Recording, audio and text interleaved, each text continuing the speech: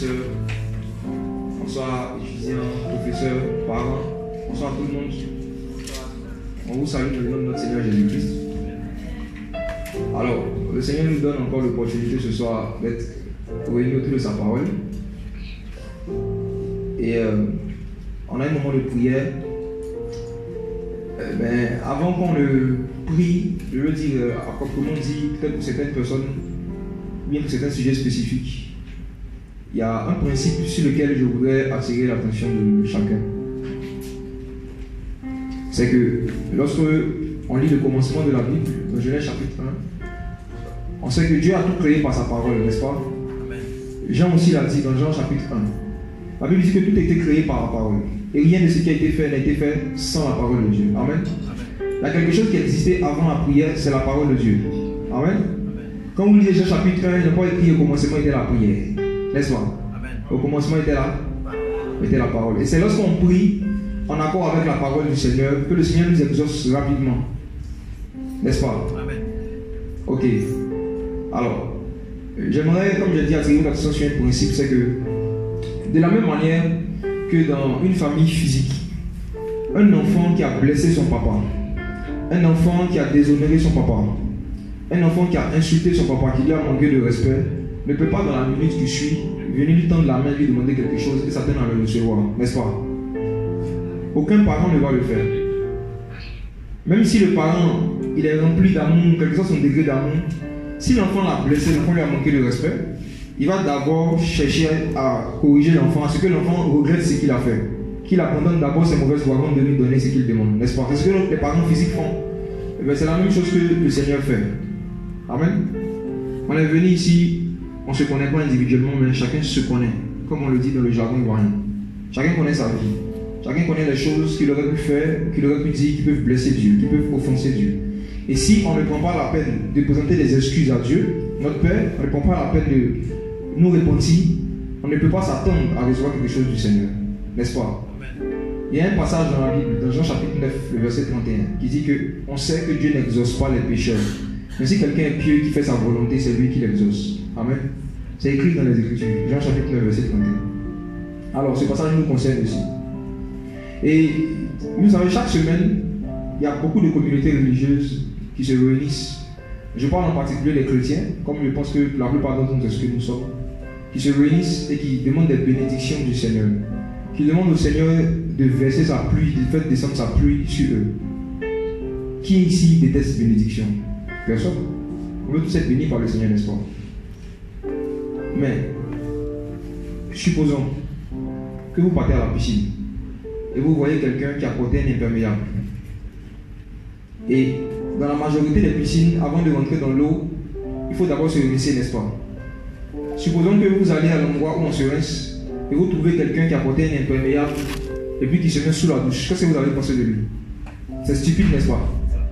N'est-ce pas que c'est stupide? C'est ça. Il porte un imperméable et puis il attend à ce que l'eau le touche. Même si quelque chose à la quantité d'eau qu'on veut sur lui, peut-être que c'est une ou deux gouttes qui par hasard vont toucher peut-être son visage. Mais il est tellement bien couvert qu'il peut être touché, n'est-ce pas? Et cette image de l'imperméable, en fait, c'est notre histoire, chacun de nous. Parfois, on approche Dieu avec des imperméables spirituels, en lui demandant de déverser cette bénédiction sur nous. On approche Dieu avec des imperméables spirituels. C'est de ça que je veux parler ce soir, avant qu'on commence, avant qu'on continue la prière. On peut parler de ça, des imperméables spirituels. Les choses qui empêchent le Seigneur de nous toucher avec sa pluie, avec son mot, de nous bénir. Les imperméables spirituels. Je prends d'abord des cas dans la Bible et après je vais prendre des cas de pratique. Beaucoup de nous vont se retrouver dans certains cas. Et surtout vous qui êtes étudiants. J'ai particulièrement à cœur de m'adresser à vous ce soir. Mais ça va concerner tout le monde, c'est vrai, mais ça va concerner en particulier vous qui êtes étudiants. La Bible raconte l'histoire d'un homme qui s'appelait Jacob. Et la parole dit que un moment, sa mère lui a proposé de faire quelque chose qui n'est pas bien aux yeux du Seigneur pour voler la bénédiction de son frère. Et ce que Jacob devait faire, il devait se faire passer pour Ésaü, son grand frère. Comment? En mettant sur lui un vêtement de poil, imperméable spirituel, en allant devant son papa, et puis en se faisant passer pour Ésaü, pour recevoir une bénédiction en échange. Et la bénédiction que Jacob voulait recevoir, ce n'était pas une bénédiction qui lui était destinée. C'était la bénédiction de son grand frère normalement. Mais il a voulu voler la bénédiction de son grand frère. Et qu'est-ce qui s'est passé? La Bible dit qu'il a mis sur lui un manteau de poil. Il est allé vers son père pour dire, Père, bénis-moi. Il a préparé pour lui, il a mangé. Et la Bible dit que son père Isaac était aveugle, il ne voyait pas. Mais il lui a demandé, est-ce que c'est bien toi mon fils Ésaü? Et Jacob a menti. Il a dit, oui, c'est moi. Parce que quelqu'un qui vient chez bénédiction dans le mensonge. Je ne sais pas si vous voyez un peu. Il ment pour essayer d'avoir une bénédiction. Mais son papa lui a dit, c'est vrai que l'odeur, c'est l'odeur d'Ésaü, parce que c'était un manteau de poil. Mais il dit la voix, c'est la voix de Jacob. Vous voyez?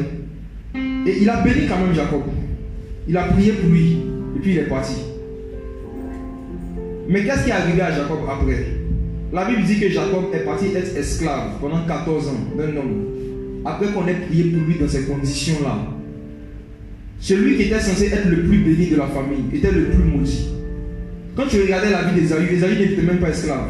Ésaü a continué sa vie, il a eu des bœufs, des brebis, il était heureux. Mais celui qui a volé la bénédiction, pendant plus de 14 ans, il était esclave. Et c'est lorsqu'il a croisé personnellement l'ange de l'Éternel qui lui a dit, si tu ne me bénis pas, je ne te laisse pas. Jacob était conscient, plus les années passaient, qu'en fait il n'était pas béni. Vous savez pourquoi? Parce que depuis le temps de Jacob, à chaque fois que tu te mets dans la peau de quelqu'un que tu n'es pas pour t'approcher de Dieu, tu ne peux jamais recevoir la bénédiction du Seigneur. Et il ne faudrait pas se mentir à ce sujet-là. À chaque fois que tu n'es pas vrai devant Dieu, je ne veux pas devenir devant les hommes, devant le Seigneur. Et devant le Seigneur, c'est où? C'est à ta place où tu es assis.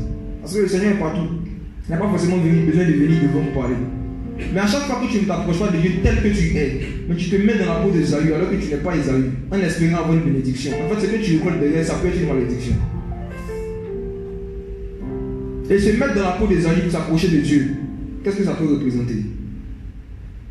Comme je le dis, semaine après semaine, on voit des milliers de personnes qui se parfument, qui s'habillent bien et qui vont dans les lieux de culte, demandant la bénédiction du Seigneur.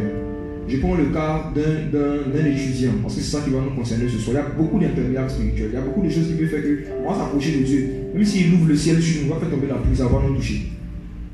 Je prends le cas d'un étudiant. Le samedi, il était à la maison. Et son père est venu le trouver sur son ordinateur en train de jouer aux jeux vidéo. Son père a trouvé qu'il a passé trop de temps sur l'ordinateur. Donc son père a le droit, il a le droit de lui faire ce reproche-là. Lui dit que mais tu passes trop de temps sur les jeux vidéo et tout, va étudier un peu. Et je voudrais que cet enfant-là se met en colère. Et il commence à dire à son père, tu n'as pas le droit de me parler comme ça, tu es qui? Et puis il commence à manquer de respect à son père. Il lui parle mal comme on le dit, n'est-ce pas? Supposons qu'il fait ça samedi soir. Il n'a pas présenté des excuses. Et le dimanche matin, il va à l'église. Et le pasteur vient, le prêtre, je ne sais pas, celui qui connaît, dit qui veut être béni? Il lève sa main. On dit soyez bénis. Puis il dit je reçois. De vous à moi, un enfant pareil, vous pensez vraiment qu'il peut être béni? Supposons qu'un autre étudiant, la veille de samedi soir, sa mère l'a irrité et il lui a apporté, mais il a frappé sa mère. Peut-être qu'il a giflé, il a poussé. En tout cas, il a violenté sa mère. Et le dimanche, il va donner le culte. Et on dit, recevez la bénédiction. Et puis il lève sa main. Supposons, comme on a déjà vu, vous voyez, à un moment, il y avait des disparitions massives de bébés à Abidjan, n'est-ce pas? Des enfants qu'on tuait. Ok. Supposons que l'un de ces messieurs qui fait cela, il prend un enfant la veille, il égorge, il le tue. Et puis le lendemain matin, il va dans un lieu de culte. On lui impose les mains. Et on lui dit, tu es béni. Il est béni? Il est béni? Donc, vous convenez avec moi que la bénédiction qu'un homme reçoit n'est pas seulement conditionnée par la prière que quelqu'un fait pour lui, n'est-ce pas? Ça dépend aussi de l'état de ta vie. Ça dépend surtout et d'abord de l'état de ta vie. Si on a beau verser 1 litre d'eau dans un verre percé, ça va verser par terre. N'est-ce pas? Amen. On a beau prier, verser de l'huile, carotte, tout ce que vous voulez, sur la tête de quelqu'un. Si par exemple c'est un étudiant qui est en rébellion contre ses parents ou qui a manqué de respect à ses parents et qui n'est jamais venu s'excuser, il ne sera jamais béni. Même s'il ne parle plus pour lui. Les imperméables spirituels. Les imperméables spirituels que la plupart des jeunes étudiants portent pour venir dans leurs écoles, pour aller dans leur lieu de culte, c'est quoi? La haine contre les parents. J'ai vraiment hâte de parler de ça ce soir. Est-ce que vous pouvez en parler un peu? Amen. La rébellion contre les parents. Ou encore la haine contre les parents, la rancune contre les parents. J'ai découvert des passages cette nuit qui m'ont effrayé. Qui sont ceux qui n'ont pas de Bible ici? Vous pouvez lever la main. Super. La majorité, vous avez une Bible. Ok, on va faire une lecture. Lisons Lévitique chapitre 20, le verset 9.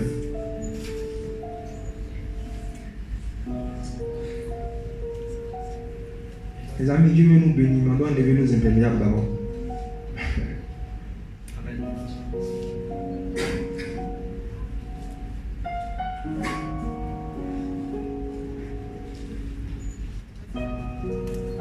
Alors, Lévitique chapitre 20, verset 9.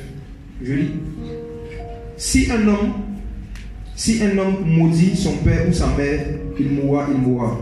Il a maudit son père ou sa mère, son sang sera sur lui. Je lis dans une version, c'est écrit. Si un homme quelconque maudit son père ou sa mère, il sera puni de mort. Il a maudit son père ou sa mère, son sang retombera sur lui. Est-ce que c'est écrit différemment dans la version de quelqu'un ici? Ok.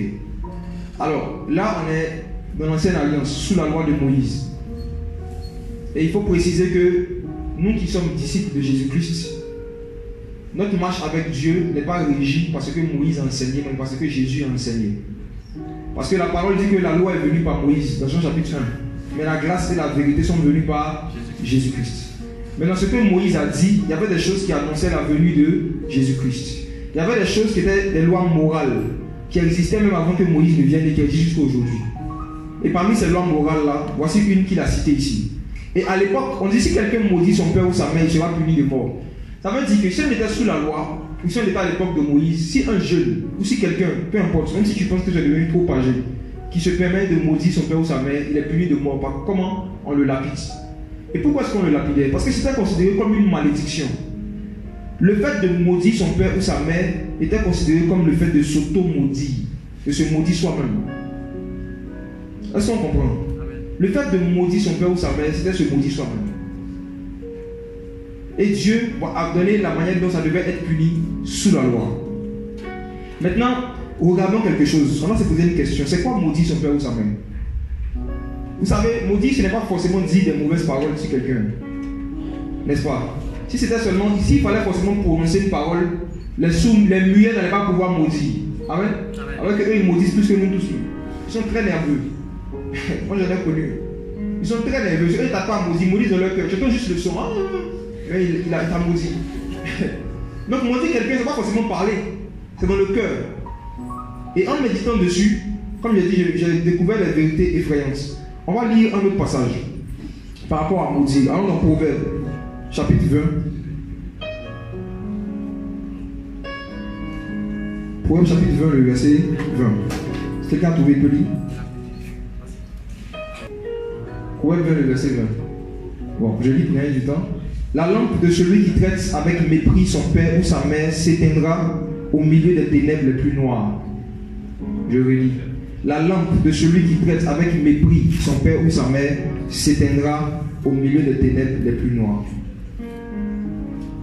Allons maintenant dans les cas pratiques. Comment est-ce qu'un enfant peut maudire son parent? C'est quoi maudire? Si on prend, selon le dictionnaire Larousse, maudire a 3 définitions. La première définition, c'est souhaiter que du mal arrive à quelqu'un qui t'a fait du mal. C'est ça maudire.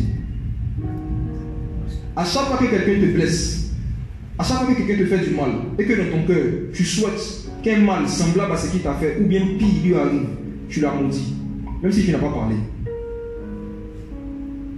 Qui a déjà fait ça une fois comme moi? Ok. Vous savez, le problème avec le fait de maudire, c'est que quand tu le fais avec quelqu'un qui n'est pas ton père ou ta mère, il n'y a pas trop de problème.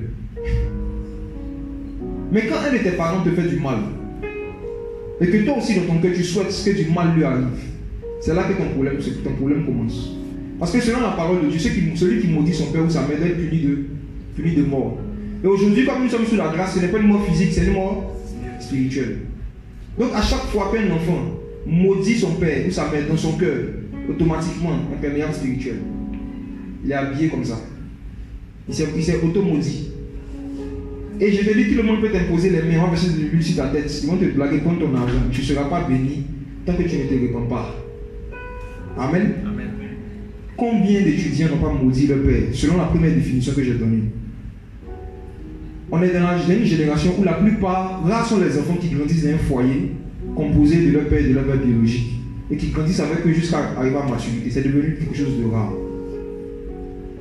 On est dans une génération où, vous savez, auparavant, d'après ce que les ancêtres africains racontent, lorsqu'il y avait un problème entre une personne, deux personnes mariées, père et mère, ils ne se disputaient pas devant les enfants. Ils ne se disputaient pas devant la famille. Il y avait même des endroits qu'on appelle la casa palabre. Il y avait même abra palabre. Il y avait des endroits qu'on fait palabre. Est-ce que vous comprenez? Dans la culture même africaine, on ne faisait pas palabre devant tout le monde. Voyez? Et souvent, certains adolescents, malheureusement, comme ayant assisté à des palabres, à des bagarres entre le père et le mère, et ayant entendu souvent des choses qu'ils ne devaient pas entendre, ont été blessés, soit par leur père, par leur mère, et depuis ce temps, on commence à souhaiter du mal, que du mal arrive à l'un ou arrive à l'autre. Certains se sont sentis rejetés parce qu'un parent a dit, je n'habiterai plus ici. Je quitte la maison parce que je ne m'entends plus avec ton père ou ta mère, j'habite ailleurs. Et ces 20 dernières années, on a assisté à beaucoup de divorces où les enfants étaient au cœur des palabres qui se passaient entre leur père et leur mère. Conséquence, ça crée forcément la haine dans le cœur de l'un. Entend parfois les enfants n'ont même pas toute la version de l'histoire. Ils ont la version du parent qui est le plus proche d'eux. Et combien de personnes, combien d'étudiants n'ont pas la haine contre leurs parents? À chaque fois que tu as souhaité que du mal arrive à tes parents, peut-être qu'il y a certaines familles où vous avez souhaité que votre parent perde son boulot. Peut-être que tu as souhaité, je dis, s'il pouvait mourir pour que maman puisse respirer. À chaque fois que tu as fait ça, tu as maudit ton père. Peut-être que tu as eu des pensées similaires envers ta mère. À chaque fois que tu l'as fait, tu as maudit ta mère. Et devant le Seigneur, lorsque tu maudis ton père ou ta mère, tu t'auto-maudis. Et c'est pour cela. Si ce genre de vérité n'est pas prêché, surtout aux plus jeunes, vous allez voir, ils vont travailler, ils vont avoir des diplômes, ils vont avoir de grosses voitures, de grosses maisons. Et les religieux qui ne savent pas ce que c'est que la bénédiction vont leur dire, tu es béni. Mais dans ma Bible, dans vos Bibles, il n'y a pas un enfant qui est en rébellion contre ses parents et que Dieu appelait un enfant béni. Amen. Amen. Ne vous trompez pas sur le sens de la bénédiction. La bénédiction, c'est la faveur de Dieu, même s'il n'y a pas l'argent. La bénédiction, c'est la présence de Dieu, c'est la communion avec le Seigneur. C'est le fait d'avoir une intimité avec Dieu, une relation avec Dieu. Vous voyez? Et si tu es ici et que je t'ai retrouvé dans cette première définition de maudit, tu dois te repentir ce soir. Tu dois te repentir. On n'a pas le droit, quel que soit ce que nos parents nous font, de souhaiter que du mal leur arrive. On n'a pas le droit. Je vais mon témoignage. Quand j'étais adolescent, j'ai assisté à des scènes très violentes, que ce soit verbalement ou physiquement, entre mon père et ma mère. Et ça avait développé un sentiment de rancune par rapport à mon père. Et je souhaitais dans mon cœur qu'il meure au plus tôt. J'avais même déjà prié pour ça. Il me disait que la seule manière dont ma maman allait pouvoir être heureuse, c'est que mon papa décède un peu vite. Et un jour, à 4h du matin, les gens sont venus frapper à la porte. J'habitais avec ma mère et mon père, mais ce jour, je n'étais pas rentré à la maison. Et il y a des messieurs bien baraqués comme ça. Quand tu les vois, ils n'ont pas besoin de te dire qu'ils travaillent dans la police, à cause de leur forme. Ils sont rentrés, ils ont demandé, ouais, monsieur Intel. Ils ont cherché, il n'était pas là. Ce jour, il n'avait pas dormi à la maison. Et on a dit, qu'est-ce qui se passe? Et il y a un monsieur parmi eux qui a dit, bon, il n'y a rien de grave, on est venu nous informer qu'on va le tuer, quoi. Parce qu'il nous doit de l'argent. Ça fait des années. À chaque fois, il nous double. Et maintenant, je suis fatigué, donc je suis venu le chercher pour aller le tuer. J'ai jeté son corps dans la mer de Port-Bruno. Et ça n'a pas allé quelque part. Il est venu juste nous informer. Et ce jour-là, ma mère a commencé à pleurer. Moi, de mon cœur, j'étais content. Vous savez, ce n'est pas tous les sorciers qui tuent l'homme. Sorcellerie, c'est pas manger l'homme seulement. Souhaiter même la mort de quelqu'un. Quel que soit ce qu'il t'a fait. Si tu es chrétien, tu n'as pas le droit. Jésus-Christ, lorsqu'on le crucifiait sur la croix, qu'est-ce qu'il a dit pour ses ennemis? Père, pardonne-leur. Et toi, qui es-tu? Le Fils unique de Dieu, regardez sa réaction par rapport aux gens qui étaient en train de le crucifier. Et moi, de mon cœur, j'étais content. Donc, quand les gens sont partis, j'ai dit, maman, mais pourquoi tu pleures? J'essayais de la consoler. Je lui cachais ma haine. Il dit, non, il faut laisser, tu sais, la volonté de Dieu est mystérieuse. On ne sait jamais. Tout ce que Dieu fait est bon. Tu vois comment il te fatigue. Si ça m'a vite, il va aller vite au paradis.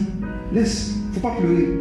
Mais de mon cœur, c'est parce que j'avais maudit mon père. Et je vous dis, c'est seulement il y a quelques jours, quand je méditais sur maudit, je me suis rendu compte qu'en faisant ça, j'étais en train de maudire. Toutefois, qui, à cause d'une blessure qu'un de ses parents l'a fait subir, a déjà dans son cœur souhaité qu'il parte un peu vite au paradis. En toute franchise. Levez les mains de votre place. Vous avez besoin de prières. Ah oui, je vous dis.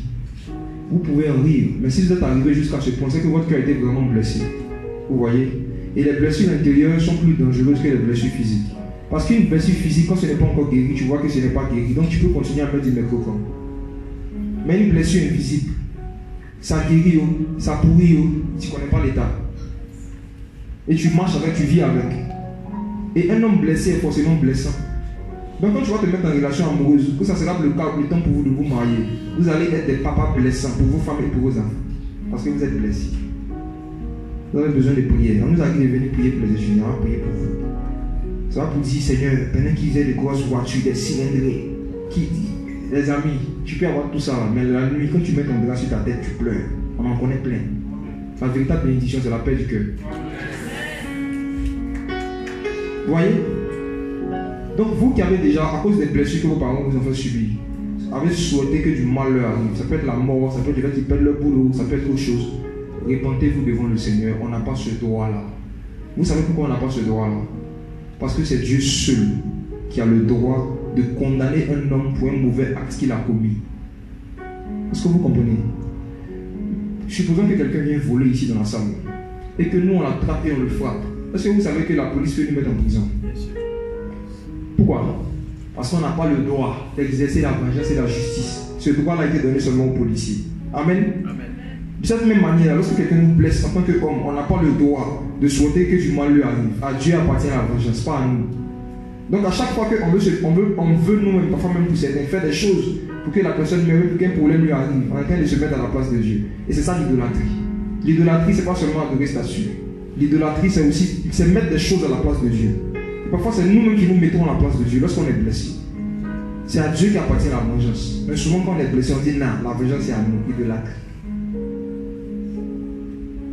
Vous qui avez été blessé par vos parents, et à cause de cela, souhaitez que du mal leur arrive. Jésus veut guérir vos cœurs ce soir. Le Seigneur veut vous aider à pardonner profondément. Il faut que ce genre de pensées-là quittent vos cœurs. La deuxième définition de maudit, c'est quoi maudit son père ou sa mère? La deuxième définition de maudit que vous pouvez voir dans le dictionnaire, on dit c'est le fait de régner quelqu'un. Combien de jeunes, vous savez, il y a 30 ans en arrière, c'était les parents qui régnaient leurs enfants. Mais aujourd'hui, dans notre génération, c'est les enfants qui régnent les parents. Ils parlent avec leurs amis, ils disent, moi, je n'ai plus de père. Je n'ai plus de mère. Je suis seul au monde.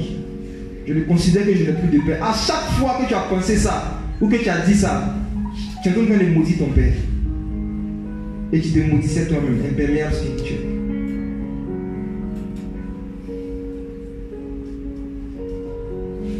Vous n'avez jamais été parent. C'est pour cela que vous pensez que l'amour de vos parents pour vous, ou l'amour de vos parents vous ont manifesté, ont commencé le jour où vous avez commencé à apprendre à lire et à écrire. Ce qu'ils ont fait pour vous pendant 9 mois, vous n'en savez rien, ce n'est pas filmé. Avant que vous commenciez à faire 4 pattes à marcher, ce qu'ils ont enduré. Moi j'ai un bébé, je sais ce que c'est, ceux qui ont des enfants demandés, les veiller. Parfois il regarde le gars, il dit toi, il sait que, imagine dans 5 ans, tu as tes bébés, ça ne te prend même pas. Parce que tu n'as jamais demandé un truc qu'il ne va pas te donner. Ou bien il a fait une chose que tu ne t'attendais pas à ce qu'il fasse. Ça dit, moi, même pas. À chaque fois que dans ta tête, tu te dis que tu n'as plus de père biologique, alors qu'il est vivant, tu as décidé dans ta tête de couper les ponts avec lui parce qu'il t'a blessé. Tu es en train de maudire ton père. Et quand tu maudis ton père, tu t'auto-maudis. Et ça, qu'est-ce qui est la cause encore? Les blessures. On te fait du mal. Comme tu n'es pas sorcier, mais comme tu n'as pas fusil pour le tuer, ta manière pour toi de te venger, c'est de couper la communication avec lui. De couper la relation avec lui. Lorsqu'un père réunit un enfant, ce père-là prive son enfant de la joie qu'un enfant peut avoir d'avoir une relation avec un géniteur. Et lorsqu'un enfant aussi, dans l'autre sens, il décide de régner son papa, il prive son papa de la joie qu'un papa peut avoir d'avoir une relation avec son enfant. Et si vous voulez être chrétien, vous voulez aller au ciel, c'est des choses desquelles vous devez vous repentir. Vous n'avez pas le droit de décider volontairement de couper les ponts avec vos géniteurs parce qu'ils vous ont blessé. Et toi, tu as blessé Jésus combien de fois? Supposons que le Seigneur dit, tu me blesses trop, dorénavant, si tu es faux, lis la Bible, il ne faut plus prier. À qui Dieu a déjà dit ça? Depuis que tu pêches, Dieu t'a-t-il déjà dit que bon, il te réunit, tu n'es plus son enfant? Un jour, Pierre a demandé au Seigneur, si quelqu'un me blesse, combien de fois je dois pardonner? Est-ce que c'est 7 fois? Le Seigneur lui a dit non. 7 fois, 777 fois. Jésus a fait exprès de répondre comme ça. Parce que quand vous faites le calcul, le chiffre que vous trouvez, avant que vous allez arriver là-bas, votre père aurait déjà changé. Il est en train de dire que tant que tu es chrétien, tant que tu es fils de Dieu, tu dois te comporter comme le fils de Dieu. Jésus-Christ, pardonner. Pardonner. Pardonner pour un chrétien, ce n'est pas une option, c'est une obligation. Combien de religieux récitent ce qu'ils appellent le Notre Père? Ils récitent jusqu'à qu'ils arrivent sur la partie qui dit pardonne nos offenses. Pardonne nos offenses comme, ou encore de la même manière, semblablement, même chose, quitte, 50-50, de la manière dont moi aussi je pardonne à ceux qui m'ont offensé. Est-ce que vous voyez la gravité de ce que vous dites à Dieu lorsque vous ne pardonnez pas et vous récitez cette prière? Si Dieu vous écoutait, beaucoup d'entre vous seraient déjà morts. Souvent Dieu nous exauce parce qu'il nous aide.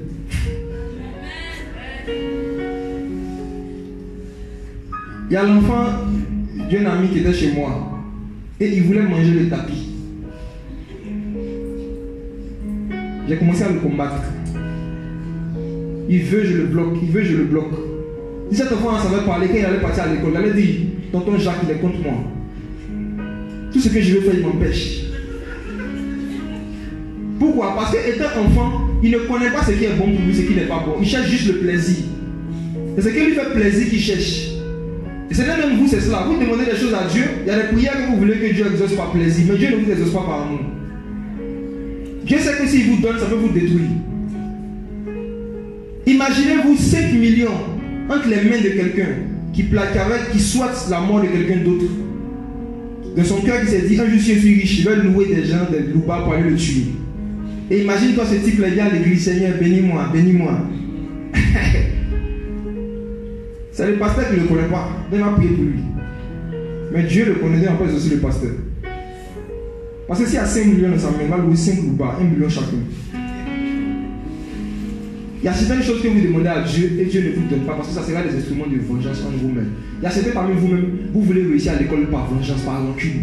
Parce qu'on vous a dit dans votre famille que vous êtes bêtes, que vous n'allez jamais réussir, que vous ne valez rien. Donc ce qui vous motive à bosser, c'est une blessure. Et vous voulez réussir pour monter aux gens de la famille que, si vous voulez être chrétien, vous devez vous repentir de ces choses. La haine, c'est un comportement de Satan, ce n'est pas un comportement de Jésus. Satan le sait. C'est pour cela, lorsque quelqu'un nous blesse, il y a toujours une voix qui dit, il a fait exprès. Et cette voix-là, ce n'est pas toi, c'est les démons. Si tu entendais la voix de Jésus, il va dire, pardonne-leur car ils ne savent pas. Voici la voix de Jésus. Pardonne-leur car ils ne font pas exprès. Mais il y a une voix qui te dit, ils ont foutaise. Ils font exprès. Et cette voix-là, ce n'est pas la voix de Dieu. Alors que combien de fois nous on n'a pas obéi à cette voix envers les parents? Ou dis pas tu t'assois, mais maman, pourquoi elle fait ça? Pourquoi maman fait ça? Et il y a une voix qui te dit, il faut regarder parmi tous ces enfants. Tu vois que toi-même depuis que tu es petit, tu n'as jamais aimé où? Elle aime les autres. Il commence à orienter maintenant à tes pensées vers tes frères et soeurs, à faire des comparaisons. Je te rappelle en Noël 1925. Les démons sont les historiens. Ils maîtrisent l'histoire. Et ils utilisent l'histoire pour maintenir les hommes dans la haine et dans la rancune. Tu te rappelles telle année, un truc que tu avais oublié, ça te vient, tu te rappelles? Tu te rappelles le poupée de ta soeur? C'était comme ça. Toi, ta poupée, rappelle-toi. Né. Vous voyez? Et tu commences à te rappeler des choses que tu avais vues dans le passé qui ne t'avaient pas blessé. Mais 10 ans plus tard, maintenant ça te blesse. C'est les démons. Et ça devient quoi dans tes cœurs contre tes parents? La rébellion. Avant, quand maman te dit tiens, va à la boutique, tu prends. Et même que ça c'est ce que tu es en train de faire, même si tu t'apprêtais à aller te laver, parce que tu t'es soumis, tu vas faire. Et maintenant tu pourras te dire je suis occupé, j'ai besoin de bosser, quand je vais finir, je vais partir. Rébellion. Un enfant qui n'est pas blessé ne peut jamais réagir comme ça avec son parent. Si vous voyez des jeunes qui parlent comme ça avec leurs parents, et qu'il y a des frustrations quelque part. Tu es assis devant la télé, l'ordinateur, il lève-toi. Tu as entendu le lève-toi. Hein? Mais tu réagis, vous voyez les communications États-Unis, Côte d'Ivoire. Souvent quand les autres ne se passent pas bien, on te dit une phrase, on dit allô, tu entends ça 10 secondes plus tard. Tu vois? Ou même sur WhatsApp. C'est ça, non? Souvent, quand ça passe pas bien, hein, tu dis une phrase, et puis c'est 10 secondes plus tard, la personne entend. Souvent, il y en a qui réagissent comme ça avec leurs parents. On te donne un nom, on dit lève-toi. C'est assis. 1, 2. Quand ça arrive à 10, tu dis quoi?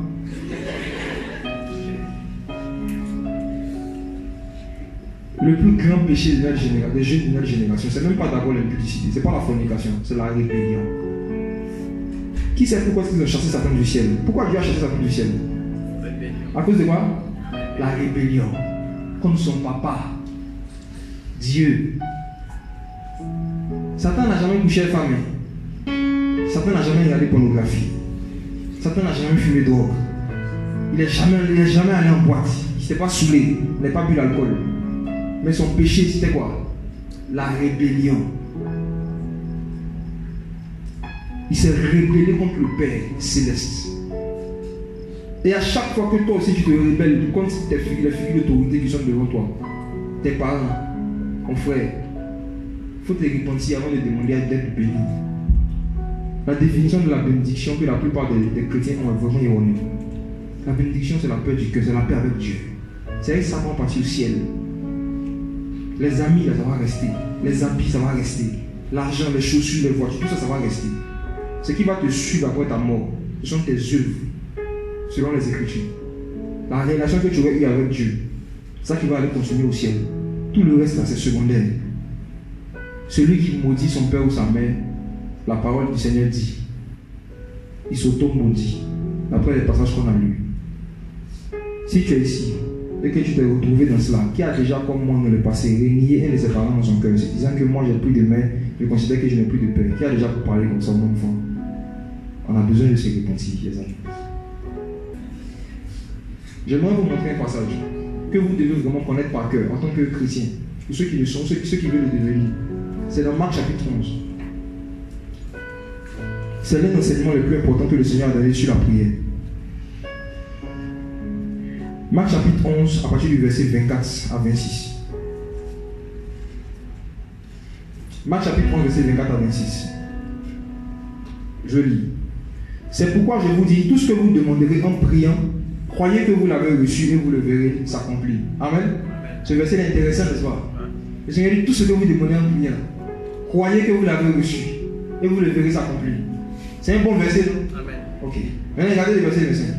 Mais quand vous vous présenterez pour faire votre prière, là, si vous avez quelque chose contre quelqu'un, pardonnez-lui, afin que votre Père qui est dans les cieux vous pardonne aussi vos fautes.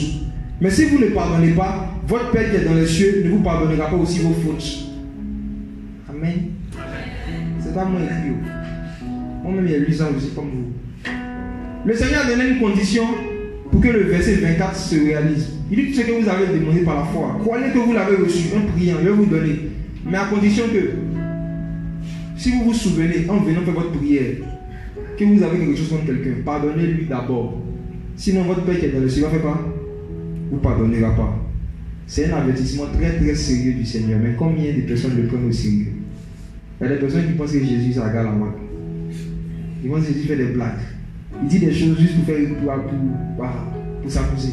Mais non, beaucoup de gens ne sont pas exaucés à cause de la haine, à cause de la rancune. Vous voyez? Beaucoup. Et il y a des rancunes, tu peux prendre la décision toi-même de dire, bon, je laisse tomber, je pardonne. Il y a d'autres, on t'a tellement blessé. C'est comme une aiguille quand t'as enfoncé quelque part, et toi-même tu ne sais même plus où on t'a enfoncé. Donc tu ne peux pas enlever. Ça te fait mal seulement quand tu te couches dessus. Mais tu ne peux pas dire exactement où c'est.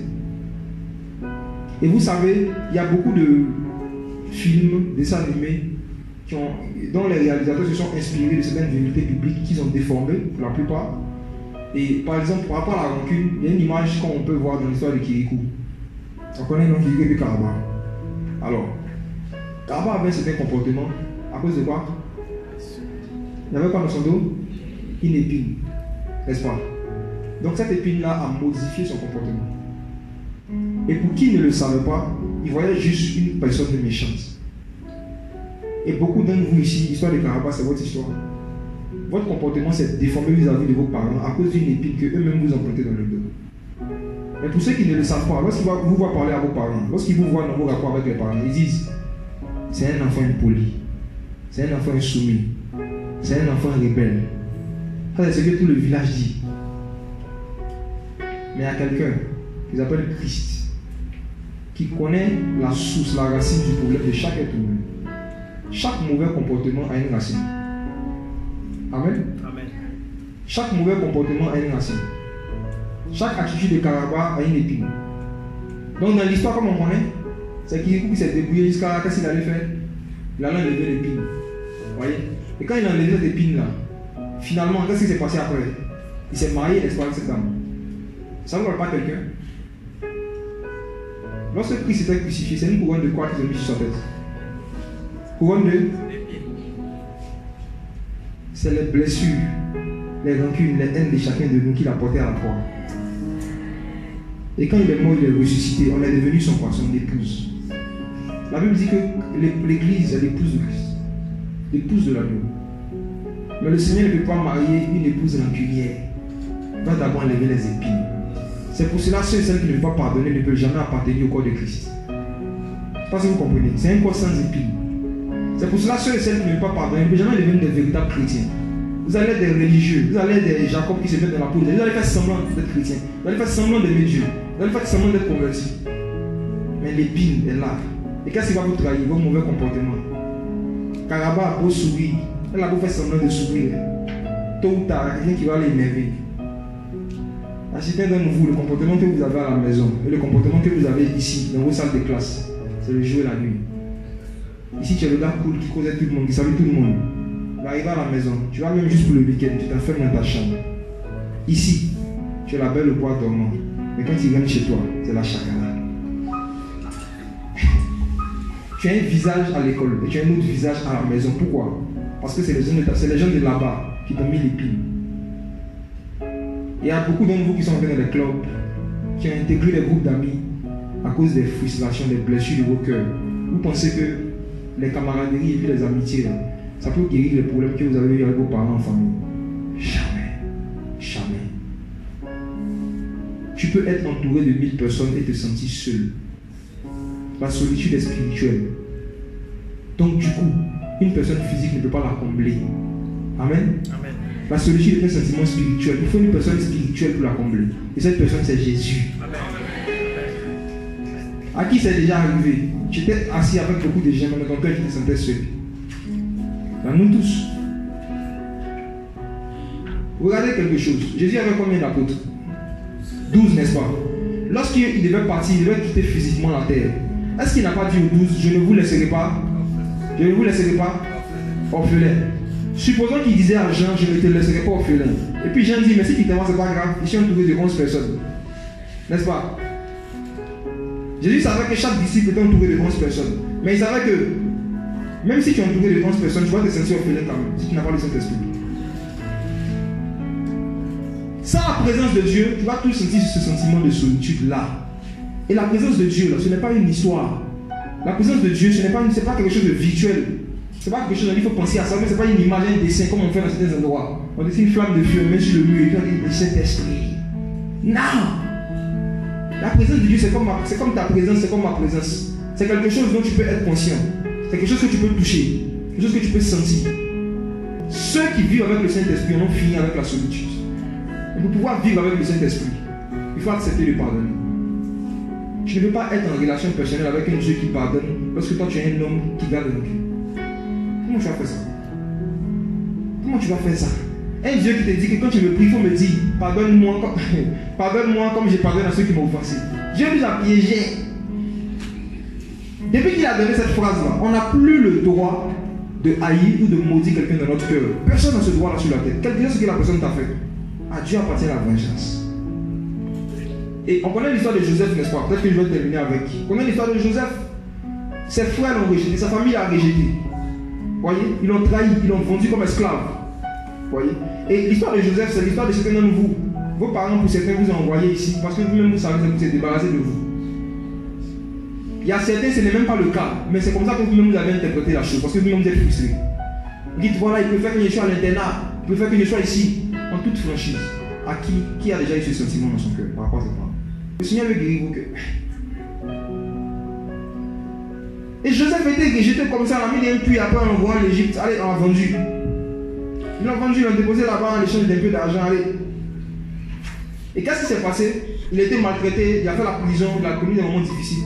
Et des années après, ses frères maintenant sont dans la galère. C'est lui qui doit les aider. Si Joseph était comme toi,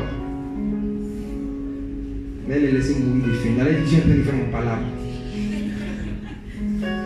Et c'est devant vous, quand des malheurs sont en train d'arriver à des gens qui vous ont blessé, malheureusement, c'est comme ça que vous interprétez la situation. Dieu est en train de faire mon palabre.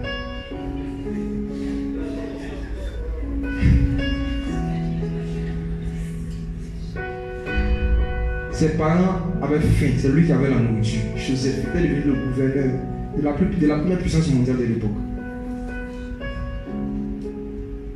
Il a pardonné. La Bible dit qu'il a pleuré. Vous savez, en général, quand on pardonne, quand on décide de pardonner, quand l'épine est en train de sortir, ça sort avec des larmes. Quand l'épine est rentrée, c'est rentré avec des larmes. Quand ça sort avec des larmes. Il y a des larmes de crocodile. Et puis il y a les vraies larmes. Les larmes des brebis. Quand le Seigneur est en train d'opérer ton cœur, aujourd'hui le Saint-Esprit fait des opérations chirurgicales spirituelles. Quand le Seigneur est en train de lever les épines, ça fait mal. Tu te rappelles, en fait, le souvenir de ce qu'on t'a fait revient. Mais sauf que là, tu dis, c'est vrai, on fait ça. Mais moi aussi, j'ai fait des choses à Jésus, il m'a pardonné. Donc je pardonne aussi. Joseph a pardonné à ses frères. Mais tellement il l'avait blessé, non? Il trouvait que le gars pardonnait trop facilement. C'est une relation où Joseph dit qu'il a pardonné, mais c'est-à-dire à tout moment, il peut nous taper, il peut nous donner Kokota. Vous voyez? Et lorsque Jacob, leur père, est mort, quand ils étaient en Égypte, on va lire une phrase de ce que ses frères ont dit. Genèse chapitre 50. J'aime trop cette phrase de Joseph. Genèse chapitre 50. À partir du verset 15. Je lis rapidement. Les frères de Joseph, voyant que leur père était mort, se disent entre eux, peut-être que Joseph nous haïra et nous rendra. Il nous rendra tout le mal que nous lui avons fait. Et il fit dire à Joseph, ils ont menti. Ton père a donné cet ordre avant de mourir en disant, vous parlerez ainsi à Joseph, je te prie, pardonne maintenant l'iniquité de tes frères et leurs péchés, car ils t'ont fait du mal. Maintenant je te supplie, pardonne la transgression des serviteurs du Dieu de ton père. Et Joseph pleura quand on lui parla. Joseph pleura. Ses frères vinrent eux-mêmes se prosterner devant lui et lui dirent, nous sommes tes serviteurs. Et Joseph leur dit, voici la phrase qui m'intéresse, n'ayez pas peur, car suis-je à la place de Dieu? Je peux relire ça? N'ayez pas peur, car suis-je à la place de Dieu? Vous avez mérité de me faire du mal, Dieu l'a changé en bien, pour accomplir ce qui arrive aujourd'hui, pour sauver la vie à un peuple nombreux. Frères et sœurs, quand Joseph a grandi spirituellement, il a compris que toutes les frustrations, toutes les blessures que les gens de sa famille lui ont fait, c'était dans le plan de Dieu. Parce que Dieu devait passer par lui pour sauver un peuple nombreux. C'est à cause de sa destinée, c'est à cause de ce à quoi Dieu l'a appelé, que Dieu a permis qu'il passe par certaines humiliations, certains rejets. Donc du coup, pourquoi en vouloir à des gens qui étaient même des serviteurs de Dieu? Ceux par qui Dieu s'est passé, ceux de qui Dieu s'est servi pour nous faire résoudre notre destinée. Et il a dit une phrase qui va nous faire réfléchir tous, suis-je à la place de Dieu? Pour dire quoi? À chaque fois que tu décides de rendre le mal par le mal, tu te mets à la place de Dieu. Joseph avait compris ça. Il dit, suis-je à la place de Dieu? Moi, il y a d'aller quelque chose comme vous. Moi, suis-je à la place de Dieu? Combien d'entre vous n'ont pas pris la place de Dieu par rapport à leurs parents qui les ont blessés, par rapport aux gens de la famille qui vous ont rejeté, qui vous ont frustré? Vous prenez la place de Dieu. Et lorsque tu prends la place de Dieu, Dieu va s'asseoir où? Le Seigneur, c'est le gars. Il peut y avoir 100 chaises. Il y a une seule chaise qui est rouge. Il dit, moi, je veux la chaise rouge. Tu lui dis, non, prends la bleue, elle est confortable. Il dit, je veux la rouge. Il dit, non, Seigneur, bon, il te donner les 99 chaises. Il dit, non, je veux une seule, la rouge. Et c'est comme ça que certains, vous négociez certains péchés dans votre vie avec Dieu. Le Seigneur te dit, donne-moi ton cœur. Tu dis, Seigneur, je vais te donner mon gars. Je vais me consacrer à toi. Mais mon papa, ce qu'il m'a fait là, c'est trop facile. Le Seigneur dit, c'est ton papa à la maison, il veut. Il dit, Seigneur, si tu veux, il n'y a plus me droguer, il n'y a plus fumer, il n'y a plus boire. Mais tu dis que moi, je vais aller lui parler encore. Moi, la fille de son père. Le Seigneur te dit, c'est ça, mais c'est pas là qu'il veut que tu commences la repentance. Va te le conseiller. Adam a blessé Dieu. Adam et Ève ont renié Dieu par leurs œuvres. Mais qui est venu vers eux en premier? C'est Dieu. Comportez-vous comme Dieu. si vous voulez devenir des véritables chrétiens, pas des religieux, enlevez vos imperméables spirituels. Les blessures et les frustrations, lorsqu'on décide de s'évanger de ça, surtout envers nos parents, c'est une manière de les maudire. Qui sent qu'il a déjà maudit son père et sa mère d'une manière ou d'une autre? Papa, vous savez ce qu'on a dit. Et je me disais, il peut pardonner à tout le monde, même à Satan, il peut lui pardonner. Mais la haine que j'avais contre mon père. Il dit, si un jour moi je vais réussir dans la vie, jamais je vais pas bouffer mon âge. Qui a déjà pensé comme ça derrière ses parents? Il sait ce que c'est. Et c'est pour cela que beaucoup de vous risquez de ne pas réussir. N'est-ce pas que c'est Dieu qui donne le succès? Amen. S'il voit que tu as des projets comme ça dans ton cœur, il va te faire réussir. Imagine-toi si Dieu dit, tous ceux qui se masturbent, je leur donne plus le souffle de vie. Si Dieu donne le décret tout de suite, dans 5 minutes, la moitié de la serviette est morte. Ah oui. Si le Seigneur dit, tous ceux qui ont regardé la pornographie à moins de moi, vous tous, demain matin, tu le sais, vous allez avoir les boutons sur le visage. Toute la classe aura les boutons. Et nous, qui sommes les hommes, mauvais, méchants, qui avons besoin du Saint-Esprit pour être délivrés de nos péchés, c'est nous qui osons garder rancune, fixer les ultimatums à les gens qui nous ont blessés. On n'a pas ce droit-là. Et c'est pour cela que beaucoup d'entre vous ne vivez pas la présence de Dieu. Vous n'expérimentez pas la vraie paix du cœur, la vraie présence de Dieu. Vous expérimentez la présence de la musique. C'est quand on joue au piano, quand les gens chantent fort, c'est là que vous sentez des frissons. Dieu est là. Si vous étiez au temps de Jésus qui faisait son ministère, vous n'allez jamais sentir la présence de Dieu. Parce que Jésus n'avait pas de chantre. Jésus a fait son ministère 3 ans et demi, sans instrument de musique, mais les gens sentaient la présence de Dieu. N'est-ce pas? Amen. La présence de Dieu n'est pas rattachée à un objet. La présence du Seigneur n'est pas rattachée à un objet, c'est rattaché à sa parole. Quand tu acceptes sa parole, que tu la mets en pratique, tu ressens qu'il est avec toi. C'est pour ça que même quand quelqu'un peut être en train de prêcher la parole, sous l'onction, avec vérité, tu sens qu'il y a quelqu'un qui est dans la salle. Tu sens qu'il y a quelqu'un qui est là. Il y a une présence inhabituelle de Dieu. Tu vois? Donc alors, ce que je veux vous encourager à faire, c'est quoi? Déchirez vos imperméables spirituels. Tous ceux qui ont été profondément blessés par les gens de votre famille, présentez leur nom à Dieu ce soir. Emmenez-les devant le trône de Dieu. Faites comme je vous ai dit, Seigneur, je ne vais plus prendre ta place. Prends la place qui te revient. Guéris mon cœur, enlève ma haine. Pardonne-moi pour toutes les fois où j'ai maudit mon père moi-même. Pardonne-moi pour toutes les fois où j'ai sauté du mal, j'ai sauté la mort d'un de mes parents, où je me suis réjoui du malheur qui est arrivé à quelqu'un qui m'a blessé. On me dit que tu es en train de faire ton palabre. Tu n'es pas en train de faire ton palabre. C'est à la croix que Jésus a fait ton palabre. Amen. Tous les pécheurs de la terre, c'est à la croix que Jésus a fait notre palabre. C'est à la croix. Et comme il a fait notre palabre, en se laissant lui-même tuer, sans invoquer le feu sur ceux qui le tuaient.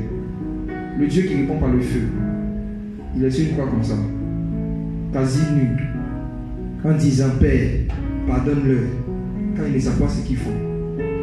C'est quel Messie ça là? Dieu nous donne, il était trop facile. Et il dit, si vous voulez être mes disciples, voici le modèle que je vous ai donné. Le Saint-Esprit, l'Esprit de Dieu, veut que vous ne soyez plus orphelins. Même si ton père ou ta mère biologique est mort, Dieu peut être ton père, Dieu peut être ta mère. Amen. Dieu est plus réel que nos parents biologiques. Je vous dis, la présence du Saint-Esprit, c'est terrible. La présence du Saint-Esprit est réelle, les amis. Tu sais de quoi je parle? La présence du Seigneur est réelle. Je me rappelle, quand j'avais décidé, pour cette décision, accepté de pardonner à mon père, j'ai commencé à vivre des visitations pas possibles du Saint-Esprit. J'avais 16 ans. Non. Parfois, je lisais les Écritures. Il y a un passage que je ne comprends pas. Je dis, Père, fais-moi comprendre. Je vais dormir. Je demande songe. Un homme vient, s'assoit sur mon lit et m'explique. On m'avait tellement chuchoté qu'à 16 ans, je ne savais pas encore laver mes sous-vêtements. Et quand j'ai pris conscience de ça, c'est quand on était allé en vacances chez les cousins. Et là-bas, il n'y a pas de servante. Chacun lave pour lui. C'est là que mes cousins se sont moqués de moi. Et j'en ai voulu à mes parents. J'ai dit, ils ne m'ont même pas bien éduqué. Ils m'ont dit, m'apprendre à laver les choses. Quand j'ai donné ma vie au Seigneur, j'ai dit, Seigneur, apprends-moi à laver. Donc j'ai fait mon plan, dit demain je me lève, je vais apprendre. Je dis la nuit, je fais un songe, un homme vient s'asseoir à côté de moi, il dit, je suis venu t'apprendre à laver des sous-vêtements. Le Père. Et je me dis, ça, si c'était sur un arbre, je le vois, il dit, tu fais comme ça, tu fais comme ça. Et monsieur devient un reproduit. Beaucoup d'entre vous croyez pas à ça. Quand vous dites que tu seras béni, vous pensez à voiture, maison, visa, voyage. Tu seras béni, ça veut dire que tu auras une relation avec le Saint-Esprit. Amen. Ça veut dire que tu auras une intimité avec l'Esprit du Seigneur. Il va devenir ton père. Tout ce que ton père biologique n'a pas fait pour toi, il va faire ça pour toi. Amen. Mais à une condition, que tu renonces à toi-même. Que tu pardonnes. Que tu laisses tomber. Ça ne vaut pas la peine. Tu sais, quand tu gardes la rancune contre quelqu'un, tu souffres plus que la personne. N'est-ce pas? C'est comme quelqu'un te met de la braise ici, dans ta poitrine. Et puis tu attrapes la braise là sur toi. Tu dis, laisse pas. Dis, non, laisse, non, laisse pas. Tu t'auto-blesses. Pas ça se dit. Tu te blesses toi seul comme un grand garçon. Et la personne qui est là-bas, il ne souffre rien. La plupart des gens qui vous ont blessé, ils ne savent même pas qu'ils vous ont blessé à cette profondeur. Ils ne savent même pas, ils vivent leur vie de côté, ça vous énerve encore plus. Quand vous les voyez, ils sont joyeux, ils rient, ils te saluent, ils te font tout, ça peut te tuer. Fais comme lui. Lui-même, il a oublié. Oublie. Si tu n'as pas la force de lui en parler, laisse tomber. Je peux le vivre malheureux, je peux quelqu'un qui ne vaut pas la peine, qui lui-même a oublié. Et souvent, c'est les gens qui nous ont blessés, qui viennent nous conseiller. Ils disent, pourquoi tu es calme comme ça? Ça peut tuer. Mais il ne sait pas. Il ne sait pas. Et imagine-toi que tu n'as pas pardonné. Marc chapitre 11 te rattrape. Le Seigneur dit, si tu viens faire ta prière, tu viens prier. Si tu te rappelles que tu as quelque chose contre quelqu'un, il faut faire quoi? Pardonne d'abord. On néglige ce passage-là. Si tu viens prier et puis tu ne te rappelles de personne, gloire à Dieu, ça peut arriver, tu pries. Et puis c'est à la fin de la prière que tu te rappelles. Mais si comme aujourd'hui, là, avant qu'on commence à prier, là, tout ce qu'on a dit, il y a des visages qui sont revenus. Tu dois pardonner. Mais je vous dis, si on s'humilie devant Dieu ce soir, si vous vous humiliez devant le Seigneur, si vous prenez la décision d'abandonner les rancunes, de pardonner à vos parents, d'arrêter la rébellion contre vos parents, de rentrer à la maison pour certains et d'aller demander pardon à vos parents pour les fois où vous leur avez manqué de respect.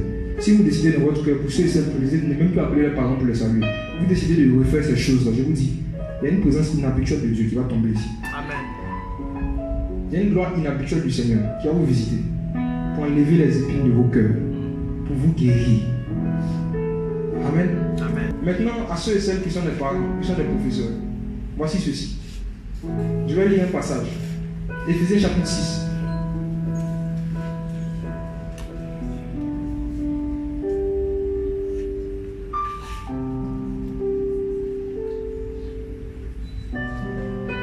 Éphésiens chapitre 6 à partir du verset 1. Je lis. Enfants, obéissez à vos pères et à vos mères dans le Seigneur, car cela est juste. Honore ton père et ta mère, c'est le premier commandement avec une promesse. Afin que tout aille bien pour toi, et que tu vives longtemps sur la terre. Vous comprenez pourquoi beaucoup de gens meurent dans notre génération, n'est-ce pas? Et vous, pères, n'irritez pas vos enfants, mais élevez-les en les instruisant et en les avertissant selon le Seigneur. Je relis. Vous, pères, n'irritez pas vos enfants, mais élevez-les en les instruisant et en les avertissant selon le Seigneur. Amen. Amen. Alors, quand le Seigneur dit père, tous les étudiants, les professeurs, tout le personnel du corps enseignant, les encadreurs, ils sont des pères pour eux. Parce qu'ils passent la plupart du temps avec eux qu'avec leurs géniteurs, n'est-ce pas? Quand il dit n'irritez pas vos parents, vos enfants, ça veut dire quoi? Irriter quelqu'un, c'est le fait d'appuyer sur une blessure qui existe déjà. Ou bien le fait de créer volontairement une blessure à quelqu'un. Vous voyez? Souvent, il y a des professeurs qui humilient les étudiants sans forcément le vouloir, ou bien des gens du personnel, sans forcément le vouloir dans leurs habitudes. Tu vois? La plupart des jeunes, comme je dis de notre génération, sont des jeunes blessés dans leur famille. Ils viennent dans les universités avec le comportement de blessés. Donc souvent, lorsqu'ils auront l'impression qu'ils sont victimes d'une injustice, il peut y avoir des écarts de langage qu'ils peuvent avoir, ou bien c'est un comportement. Mais c'est à ceux qui sont comme des pères, comme des professeurs, de se mettre au-dessus de ça et d'aller un peu plus loin que les réactions ou les paroles que ces jeunes l'ont dit. Pour essayer de voir qu'est-ce qui les pousse à se comporter comme ça et puis les parler gentiment. Mais souvent, il y a des abus d'autorité. Au nom de certains titres, certaines personnes se permettent de parler de certaines manières à certains étudiants. Parfois, on ne t'écoute même pas. On ne t'écoute pas. Vous voyez? En général, le professeur il peut parler pendant 2 heures. On l'écoute, n'est-ce pas? Lui, quand il parle, on l'écoute. Maintenant, parfois, l'étudiant vient, il veut lui parler 2 minutes. Il termine sa phrase, il lui coupe la phrase, il commence à enseigner encore. C'est irritant, c'est blessant. Si de plus en plus de professeurs ou bien de personnes du personnel prennent conscience que leur premier rôle qu'ils doivent jouer dans la vie des jeunes, ce n'est pas d'abord le rôle d'enseignant, mais c'est le rôle de père. je vous dis, il y aura de moins en moins de conflits, n'est-ce pas? Amen. S'il y avait des séances juste d'écoute, où on vient aujourd'hui là, on dit c'est le cours de tel professeur, mais aujourd'hui c'est pas un cours en tant que tel. Tu dis à tes étudiants, tout ce qu'il fait que vous n'avez pas, dites-moi. Ça va faire rire, mais ça va aider. Vous voyez, la dictature, ça ne touche pas des jeunes. La dictature, ça ne touche pas. Les jeunes, ils ont des cœurs aussi, ils sont sensibles aussi. Souvent, on doit juste les écouter. Même quand c'est qu'ils sont en train de dire, c'est pas la route, on ne leur parle pas, on ne doit pas rabouer, en fait, ou bien les mépriser. Vous voyez? Et ça, c'est un conseil comme ça que je donne en passant. Efforcez-nous, efforcez-vous, nos chers aînés, d'être plus paternels, plus maternels avec les étudiants. Ça veut dire être sévère avec les étudiants quand ils dépassent les bornes, quand il le faut. En même temps aussi savoir à quel moment aussi pouvoir s'ouvrir pour des personnes à qui ils peuvent venir se confier. C'était une parenthèse. Les amis, revenons à ce qui nous concerne. Et comptons-nous. Amen. On va prier. Si tu as porté une chaussure, et que je dis chaussure, quitte au nom de Jésus, chaussure, est-ce que ça va quitter? Ça va pas quitter, non? Si tu veux que la chaussure quitte, qu'est-ce que tu dois faire? Toi-même, tu dois lever. C'est pareil. Il va prier pour toi, pour dire rancune, sort au nom de Jésus. Toi-même, il faut pardonner. Et quand tu vas le faire, une fois que tu acceptes de pardonner, ce que Dieu veut faire maintenant, il guérit le cœur. Amen. Amen. Tu acceptes de pardonner. Maintenant, la blessure qui est là, le Seigneur vient et puis te console. Le consolateur. Ah, j'aime le Saint-Esprit. Je me demande si le Saint-Esprit n'a pas accepté, comme il dit, de venir en notre présence, de venir habiter en nous, qu'est-ce qu'on allait devenir? La vie allait ressembler à ma famille. Il y a une nouvelle série qui est sortie, Ma famille est morte. Tu regardes, tu peux faire palabre sur moi. C'est palabre, toutes les scènes, c'est celle de palabre. Mais je suis tombé dessus, les 15 c'était palabre. On met la caméra sur un foyer, palabre. On met sur un autre foyer, palabre. Palabre, film de palabre. Il n'y a pas de regarder la bêtise comme ça. Ça pensait que la vie c'est comme ça. Et la Bible dit, le fruit de l'esprit c'est la douceur. Plus il y a des gens qui ont le Saint-Esprit dans le monde, plus il y aura la douceur dans le monde. Mes amis, le Saint-Esprit est là. Amen. On est venu, on veut prier d'abord pour les étudiants. On va prier aussi ensemble après. C'est vous les étudiants qui devez prier pour vos professeurs. C'est vous savez ça. Vous devez passer plus de temps vous-même à prier pour vos professeurs.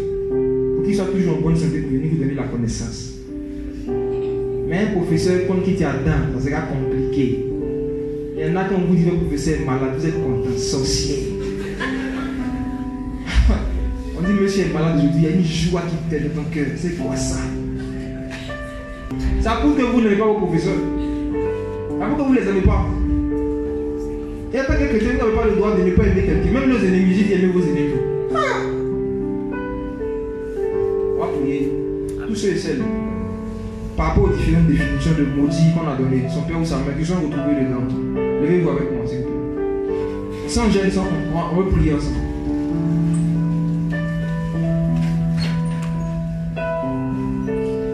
On va faire quelque chose qui est simple. On va s'humilier devant Dieu. Je ne connais pas ce que chacun a vécu. Il y en a qui ont été abusés, touchés sexuellement par leurs parents. Il y en a qui vous font des fausses promesses. Vous êtes petits, chaque petit vous fait des fausses promesses.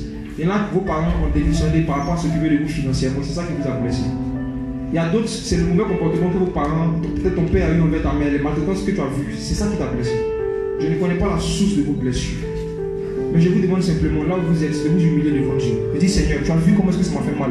Si les scènes te reviennent, rappelle-le au Seigneur. Parle au Seigneur. Dis Seigneur, tu as vu ce qu'il a fait. Tu étais là, tu te rappelles de ce jour-là.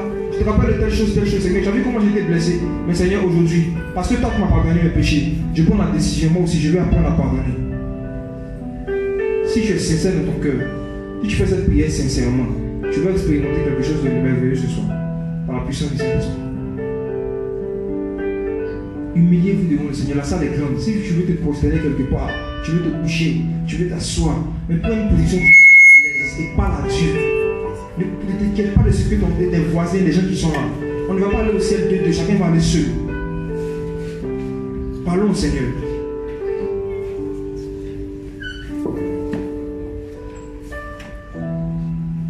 Le Seigneur a rempli sa salle de sa compassion. Il voit guérir ce que le cœur brisé.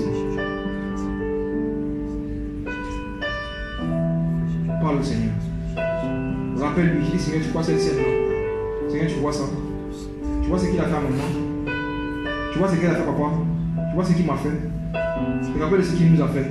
Mais Seigneur, moi aussi j'ai péché comme toi. Et de la même manière que tu m'as pardonné, donne-moi la force de pardonner ce soir. Parle au Seigneur.